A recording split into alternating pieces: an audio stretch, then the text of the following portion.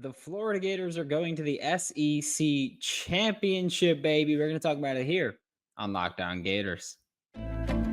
You are Locked On Gators, your daily podcast on the Florida Gators. Part of the Locked On Podcast Network, your team every day.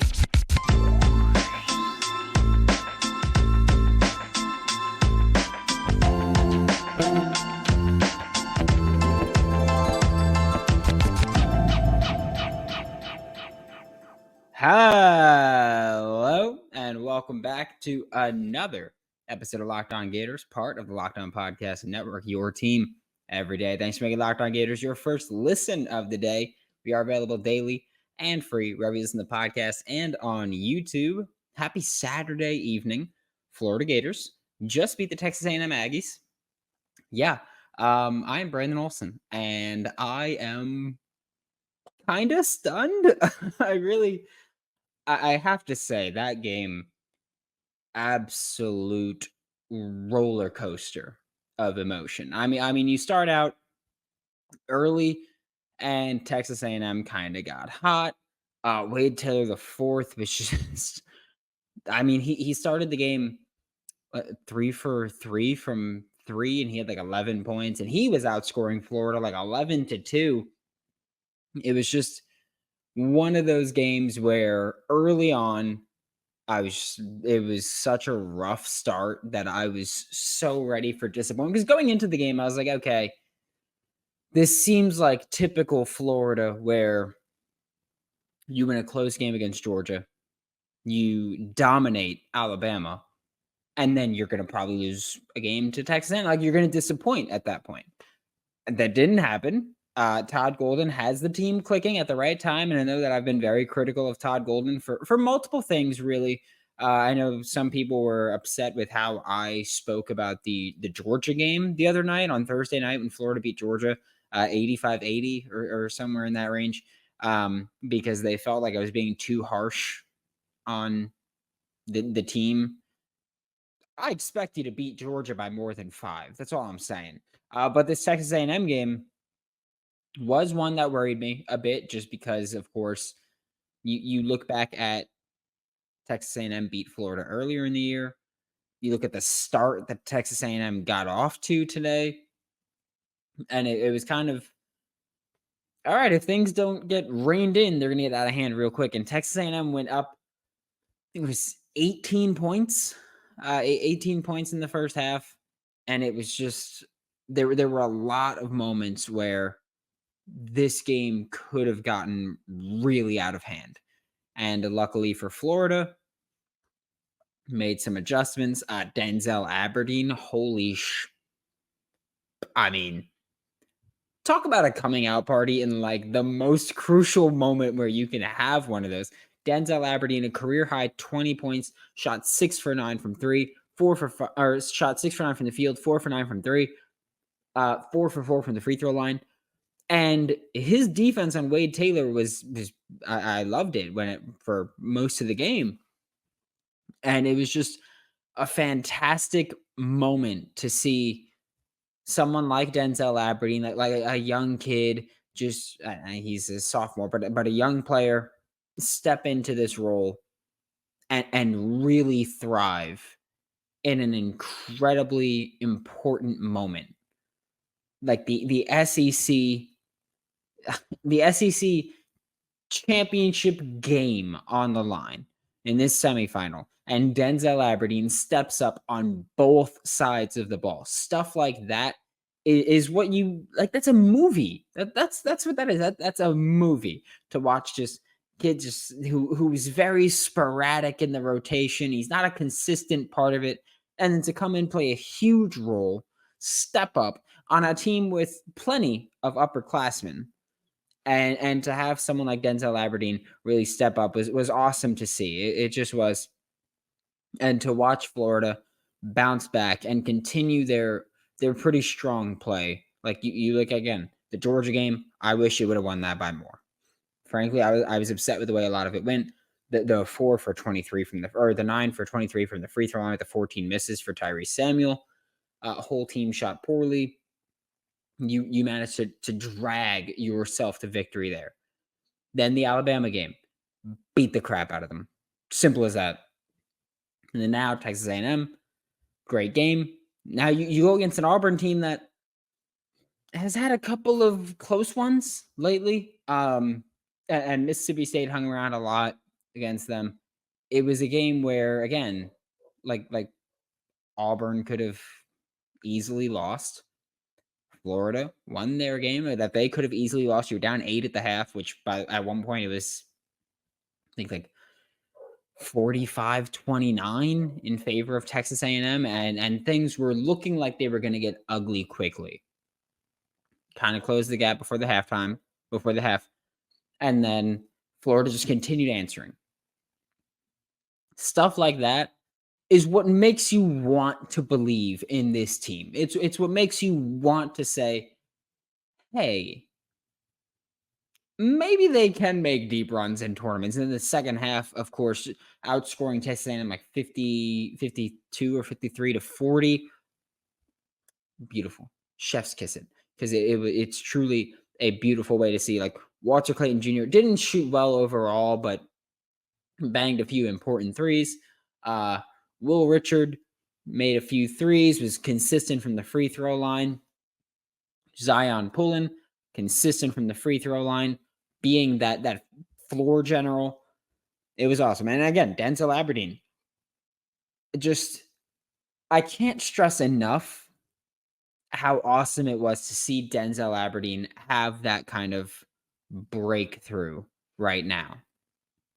Now, he's someone that when he was committed and coming out of high school, he's someone that I remember going on this show when we had a basketball recruiting insider and going, man, I love what Denzel Aberdeen does. Like, that's my kind of player. And so to see him in the SEC tournament, in the SEC semifinal, have 4 steals, have a career high 20 points, and be a driving factor in this team is going to the SEC championship is awesome. It's just truly, it's just beautiful to see.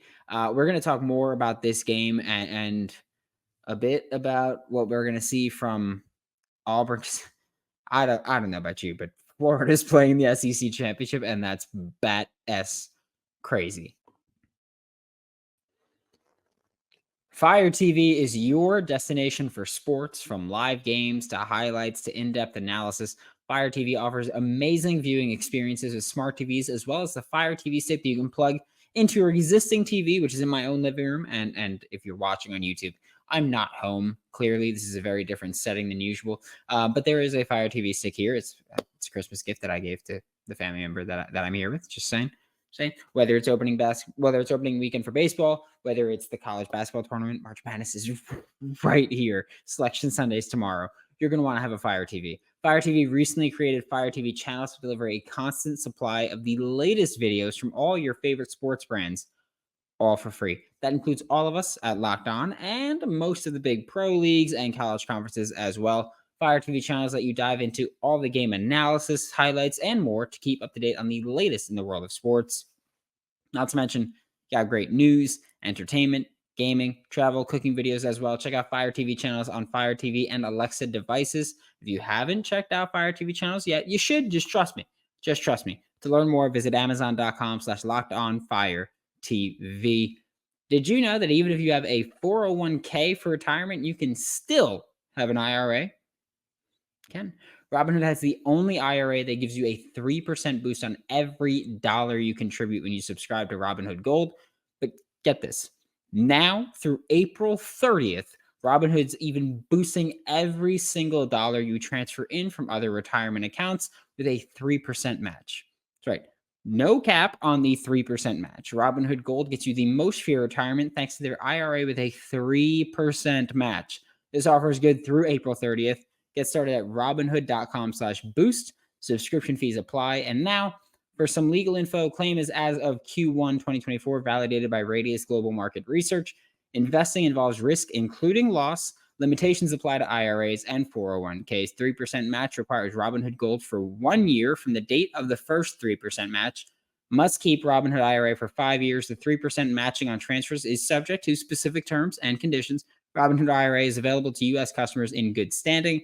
Robinhood Financial LLC is a member of the SIPC and is a registered broker-dealer. Thanks for making Locked On Gators your first listen of the day. Every day we are available daily and free wherever you listen to the podcast. And guess what? I don't know if you know this. The Florida Gators are Florida Gators of Gainesville are SEC championship bound. It's beautiful. It's a beautiful thing to see. It's not something that I really anticipated. Like going into this year, I said, hey, make it to the NCAA tournament and I'll be happy. Genuinely. My expectations were not super high. It was a lot of roster turnover. What we saw last year from the Florida Gators wasn't super inspiring. And even this year, there's been a lot of moments where I watched them and it's kind of a bit of a hard sell. But for Florida, I think the biggest part for me is this is going to sound very obvious. Florida needs to figure out a way to break Auburn's defense. Because Bruce Pearl and the Auburn Tigers allow under 70 points per game. They score almost as much as Florida, but they allow about 10 points less per game. And it's also, there's a lot of tie-ins to stuff like this. And for Florida, of course, we're going to point to Todd Golden used to be on Bruce Pearl's staff. Is that an advantage for Florida, where Todd Golden got to see Bruce Pearl up close and personal and know the deepest depths of his strategy? And also at the same time, Todd Golden wasn't a big, huge part of this Auburn team. And so maybe his thoughts and strategy weren't as heard with Auburn. And so maybe you get that. Or is it Bruce Pearl knows Todd Golden? Bruce Pearl helped Todd Golden get up to where he got to. And so maybe Auburn is getting the advantage there. I will say, I'm gonna hate myself for saying this, but I'm gonna say it because I do think it's true. I feel good about the matchup. I'm not saying that I think that the Florida Gators are a better team than the Auburn Tigers. I am saying I feel good about the matchup between the Florida Gators and the Auburn Tigers right now. Okay? Again, I'm going to say that again just so people get it. I'm not saying that I think Florida is a better team. I think they're a good matchup. I mean, Florida handled Auburn the first time they played, and a lot of that came down to rebounding and taking care of the basketball. Like in that first matchup, Florida had double-digit steals, didn't have double-digit turnovers. That's always a good thing. I don't know if you know that. That's always a good thing. But Florida played very well against Auburn the last time they faced off. And sure, it's hard to beat a good team once, let alone twice in one season or 3 times in one season. But the Florida Gators, they have the matchup advantage here against Auburn. But this is also a different Florida team than we saw last time. Last time Florida played Auburn, Riley Kugel was a huge part of the rotation.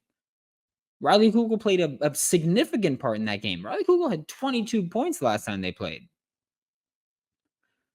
Riley Kugel, if I'm not mistaken, didn't play against Texas A&M. And if he did, it was very minimally.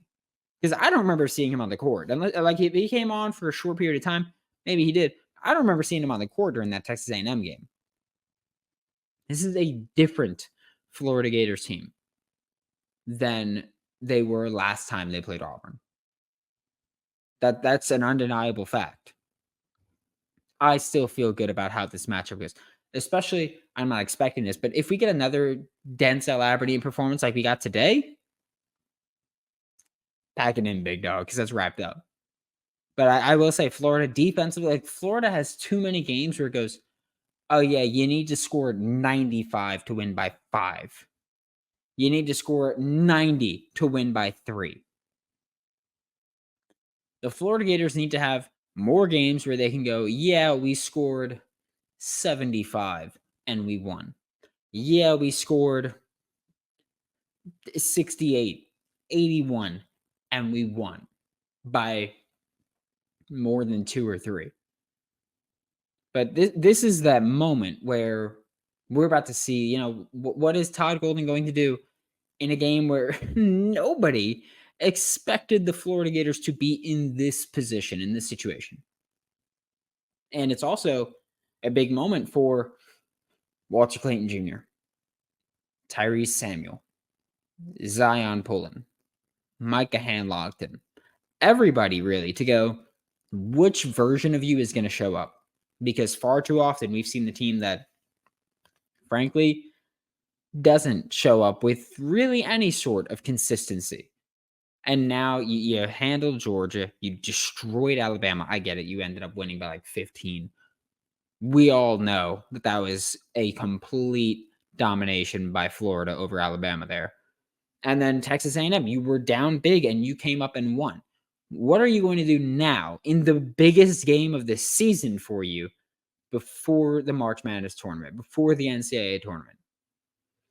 Because for the Florida Gators, like, this is one where you need to win. And I know it sounds obvious. Oh, you need to win in the SEC championship game that you're playing in. Yeah, that's not what I mean when I say you need to win. I mean, this is your second time playing Auburn. You beat them handedly the last time you played. You need to win again.